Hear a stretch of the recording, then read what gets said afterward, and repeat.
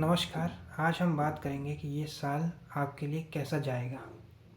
Numerology के हिसाब से देखा जाए तो ये साल जो है वो सभी अंकों का अगर हम प्लस करते हैं तो 2 + 2 4, 4 + 6 10, तो एक अंक आता है। जो एक जो है वो सूर्य को रिप्रेजेंट करता है।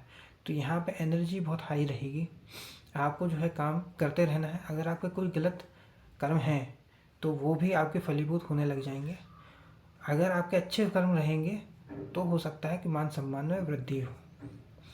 बात करते हैं एरीज राशि की। एरीज राशि के लिए 11वें भाव में राहु है और 12वें भाव में आपके शनिदेव है। तो हो सकता है कि आपको कई सारे लॉसेस हो सकता है कि फॉरेन ट्रैवल हो या कोई फॉरेन कनेक्शन हो, फॉरेन एजेंसी में आप काम करें। नींद ना आना हो सकता है, इन्वेस्टमेंट में लॉसेस हो सकते हैं या प्रॉफिट हो सकता है, क्योंकि शनिदेव है तो वो घिसवा के ही काम करवाते हैं। एरीज मार्स की राशि होती है, मेष राशि, तो इसमें इनकी एनर्जी हमेशा हाई होती है। इसलिए अपनी एनर्जी को कई बार एग्रेशन को आपको कंट्रोल करना पड़ेगा। और ये भी हो सकता है कि आपका जो है प्रॉपर्टी से रिलेटेड कुछ इवेंट इस साल हो। बात करते हैं टॉरस यानी वृषभ राशि की। वृषभ राशि में आपके 11वें भाव में 12वीं राशि आती है और 10वें भाव में 11वीं राशि पड़ेगी। यहाँ पे यानी इसका मतलब ये है कि शनिदेव जो है वो आपके 11वें भाव में और 10वें भाव में राहु है। तो वर्क प्लेस से रिलेटेड इवेंट होने के चांसेस हैं। हो सकता है कि आपकी इनकम बढ़ जाए, हो सकता है प्रॉपर्टी से इनकम आए, ये भी हो सकता है कि पिताजी की इनकम बढ़ जाए, कनेक्शंस में वृद्धि हो। इसलिए आपको बहुत सोच समझ के निर्णय लेना है इन्वेस्टमेंट में। दूसरे भाव में अगर आपका लग्न है तो दूसरे भाव इन्वेस्टमेंट का भी होता है, दूसरा राशि जो है इन्वेस्टमेंट की भी होती है। और तीसरे भाव में आपके जुपिटर हैं। तो तीसरा जुपिटर जो होता है वो कई बार आपसे मेहनत करवाते हैं। कई बार ऐसा होता है कि आपको बहुत ज़्यादा स्ट्रगल करनी पड़ती है, कई बार स्किल जनरेट करनी पड़ती है। अगर आप स्किल्स पे का ध्यान देंगे तो आगे बढ़ते रहेंगे। अब बात करते हैं जेमिनी राशि की, मिथुन राशि की। मिथुन राशि में ही अभी जुपिटर हैं। जब जब जुपिटर तीसरी राशि में आते हैं तब तक एक स्ट्रगल देखने को मिलती है, क्योंकि एक ट्रांसफॉर्मेशन का साल होता है। जब तक वो तीसरी राशि में रहेंगे तो ट्रांसफॉर्मेशन चलते रहेंगे। और 10वें भाव में आपके शनिदेव आते हैं। तो ये हो सकता है कि अब जो आपके नसीब में कर्म लिखे गए हैं वो सारे कर्म फलीभूत होंगे। जो जो चीज़ें लिखी गई हैं, अगर आपका इस साल प्रमोशन होना है, इस साल हो सकता है कि आपका जो है कहीं फॉरेन ट्रैवल हो, क्योंकि 9th में आपका राहु देव है। तो हो सकता है कि स्पिरिचुअल ट्रैवल भी आपको राहु देव करवाएं। और हो सकता है कि धर्म से आपका जुड़ाव ज़्यादा रहे, या फिर हो सकता है कि आप धर्म से रिलेटेड कुछ गलत कामों में पड़ जाएं। जैसे लोग प्रवचन देते हैं और कुछ भी उल्टा सीधा प्रवचन दे के पैसे कमाते हैं, ये काम आपको इस साल नहीं करने हैं। अब बात करते हैं चौथी राशि की। अभी गुरु जो है तीसरी राशि में है, लेकिन जून के बाद 1 जून के आसपास चौथी राशि में चले जाएंगे। तो अभी 12वां है। तो हो सकता है कि आपको कुछ लॉसेस देखने पड़े, हो सकता है फॉरेन ट्रैवल देखने पड़े, घर आपका बदल जाए। और चौथी राशि में है तो 8वीं राशि में आपके राहु पड़ते हैं और 9वीं राशि में शनिदेव पड़ते हैं। तो हो सकता है एक्सीडेंट के योग बने। इसलिए आपको गाड़ी संभल के चलानी है, सड़क पे संभल के चलना है।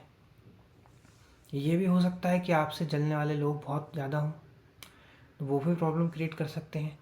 ऑकल्ट साइंस में आपका इंटरेस्ट बना रह सकता है कि हो सकता है कि आप तंत्र मंत्र में ज़्यादा जाएं। इसलिए अंधविश्वासी नहीं बनना है। बात करते हैं 5वीं राशि की।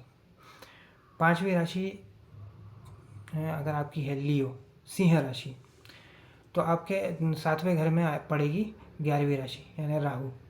राहु देव आपके 7वें घर में है और आपको लग्न में देख रहे हैं।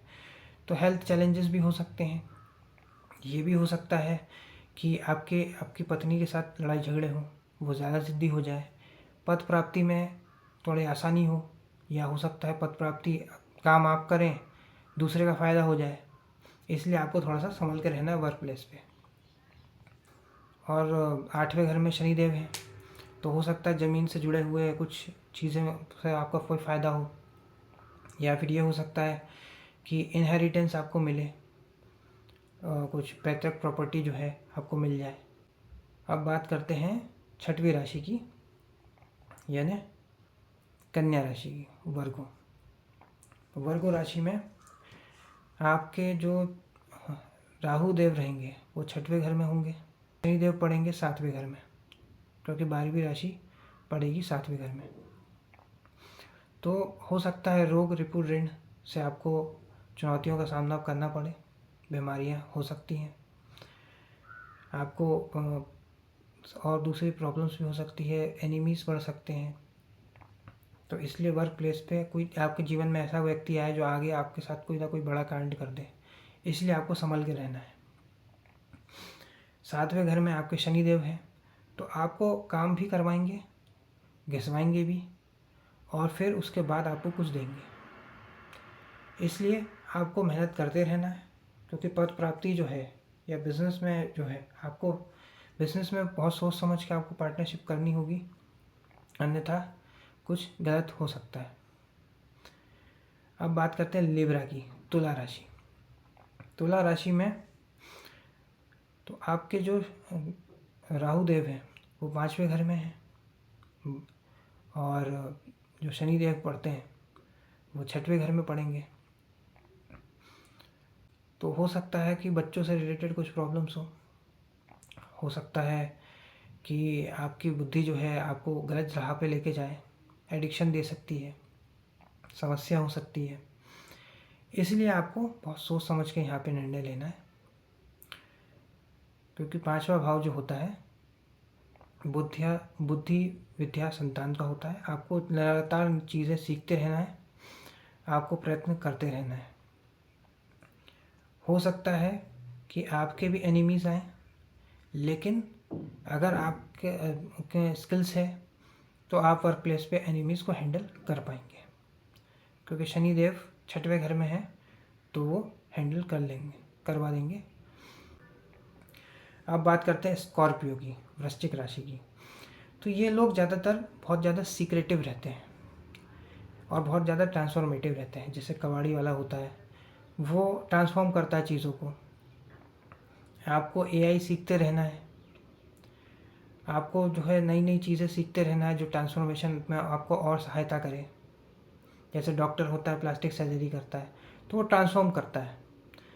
तो इनके जीवन में हमेशा ट्रांसफॉर्मेशन होते रहते हैं, इसलिए इन्हें बहुत ज़्यादा सतर्क रहना ज़रूरी है। मार्स की राशि है, प्रॉपर्टी से रिलेटेड कुछ इवेंट हो सकते हैं। माँ का आप ख्याल रखें, माँ की तबीयत भी ख़राब हो सकती है, आपकी तबीयत भी ख़राब हो सकती है। गाड़ी को साफ़ सुथरा रखें और अच्छे रखें। एक बात मैं मिथुन राशि के बारे में बताना भूल गया कि ये बहुत ही ज़्यादा सेल्फिश राशि होती है। तो इसमें कई बार ये होता है कि जो इनके पुराने कर्म थे वो इस साल जो है फलीभूत होने चालू हो जाएंगे। पे बैक टाइम रहेगा, क्योंकि 10वें घर में इनके शनिदेव बैठे हैं। अब आप सब पूछेंगे बाकी राशि बताने से पहले कि इसका उपाय क्या है इस साल का। तो उपाय यही है कि आप फूड डोनेशन करते रहिए, गैया को खाना खिलाइए, कुत्ते को खाना खिलाइए, और अगर हो सकता है तो ज़्यादा से ज़्यादा पेड़ लगाइए। ऐसे बहुत सारे एनजीओज़ होते हैं जो आप पेड़ लगाते हैं, तो आप उनके साथ जुड़कर पेड़ लगाने में, पौधे लगाने में काम कर सकते हैं। जितनी ज़्यादा पौधा जो है वो ग्रो करेगा, उतना ही आपका करियर भी ग्रो करेगा। अब बात करते हैं सेजिटेरियस राशि की। सेजिटेरियस राशि में जो आपकी धनु राशि है, तो आपका तीसरा जा रहा है राहु। तो आपसे नई नई स्किल्स सीखना ज़रूरी है, जो हैंड रिलेटेड स्किल्स है। ये हो सकता है कि आप को एफ़र्ट ज़्यादा मारनी पड़े प्रमोशन के लिए, बहुत ज़्यादा दिक्कतें हों, और आपको बेडरूम प्लेजर्स थोड़े कम मिलें, ये भी पॉसिबल है। अगर मून आपका 9th राशि में है तो तीसरा आपका राहु जा रहा है, हो सकता है कि आपको सक्सेस भी दिलवाए। अगर तीसरा आपके 11वीं राशि में कोई प्लैनेट नहीं है तो हो सकता है आपको करियर में एक सक्सेस दे वो। उसके लिए पूरा चार्ट भी देखना ज़रूरी है। अब बात करते हैं कैप्रिकॉर्न राशि की, मकर राशि की। आपको तो पता ही है कि मकर संक्रांति हम क्यों बोलते हैं, क्योंकि सूर्य मकर राशि में चले जाता है, वो दिग्बली हो जाता है। तो हो सकता है 15 जनवरी से लेकर 15 फरवरी तक आपको कोई फ़ायदा हो जाए करियर से रिलेटेड, क्योंकि 10वीं राशि में दिग्बली हो जाते हैं सूर्य। उसके लिए अष्टक वर्गा पॉइंट्स भी ज़रूरी हैं हालांकि। तो आप गुड़ और तिल का दान करें, आपको इसमें फ़ायदा ही फ़ायदा होगा। और आपका तो वैसे भी लास्ट ईयर जब शनिदेव 12वीं राशि में आए थे तो आपका 7.5 का समय जो है गया है, तो आपने बहुत कुछ झेल लिया है। अब आपका अच्छा समय आने वाला है। और आपका दूसरा जो है राहु है और तीसरे जा रहे हैं शनिदेव। तो शनिदेव ने बहुत मेहनत आपसे करवा ली है, अब आपका अच्छा समय हो सकता है आ जाए। हम बात करते हैं 11वीं राशि की। 11वीं राशि में अगर आपका मून है तो आपका जो है 7.5 का समय चल रहा है, हो सकता है आपको बहुत मेहनत करनी पड़े, क्योंकि आपकी राशि से मून के ऊपर से ही राहु गुजर रहा है। लग्न में राशि पड़ती है तो लग्न से राहु गुजर रहे हैं, तो आपको करियर चैलेंजेस होंगे ही होंगे। आपका बहुत फिकल माइंडेड हो सकते हैं, आपको चैलेंजेस देखने पड़ सकते हैं। राहु जो है एआई का भी है, तो एआई में आपको हो सकता है एआई ज़्यादा से ज़्यादा सीखिए। जो गरीब लोग हैं, जैसे कंस्ट्रक्शन वर्कर होता है, गार्ड होता है कोई बिल्डिंग का, उसको ज़्यादा से ज़्यादा खाना खिलाइए, तो इससे आपको फ़ायदा होगा। बात करते हैं 12वीं राशि की। 12वीं राशि में ही अभी शनि है, तो शनिदेव आपसे मेहनत करवाएंगे, तो रोज़ सुबह उठ के एक्सरसाइज करिए, मेहनत करिए। हेल्थ चैलेंजेस हो सकते हैं, अगर मून आपका 12वीं राशि में है तो हेल्थ चैलेंजेस होंगे, वह ऑफिस में बहुत काम हो सकता है, इसलिए हेल्थ का ध्यान रखिए। चश्मा भी आपको लग सकता है, प्रॉब्लम्स हो सकती हैं, इसलिए थोड़ा सा आपके लिए मेहनत का साल रहेगा। एक बार आपकी ये समय निकल जाएगा तब आपको कुछ ना कुछ अच्छा मिलेगा। गाड़ी से रिलेटेड, घर से रिलेटेड इवेंट होंगे। और जैसे कि मैंने आपको बताया कि ज़्यादा से ज़्यादा फूड डोनेशन करिए इस साल। ज़्यादा से ज़्यादा अगर आप दूसरे को सम्मान देंगे तो आपको भी सम्मान मिलेगा। इसलिए सूर्य जो है वो मान सम्मान का है, ये साल भी सूर्य का ही है। तो किसी की भी इंसल्ट ना करें, सबसे समान व्यवहार करें, ज़्यादा से ज़्यादा पौधे लगाइए, फूड डोनेशन करते रहिए। आपको स्टे डॉग्स मिलते हैं तो उनको एक बिस्किट का डब्बा खरीदिए या 2-4 पैकेट भी खिलाते रहिए। जैसा भी आपका सामर्थ्य है वैसा करते रहिए। जितना ज़्यादा आप फूड डोनेशन करेंगे उतना ज़्यादा आपके जीवन में तरक्की होती रहेगी। आज के इस वीडियो में इतना ही। अगर ये वीडियो आपको पसंद आए तो वीडियो को लाइक करें, शेयर करें और चैनल को सब्सक्राइब करें। धन्यवाद।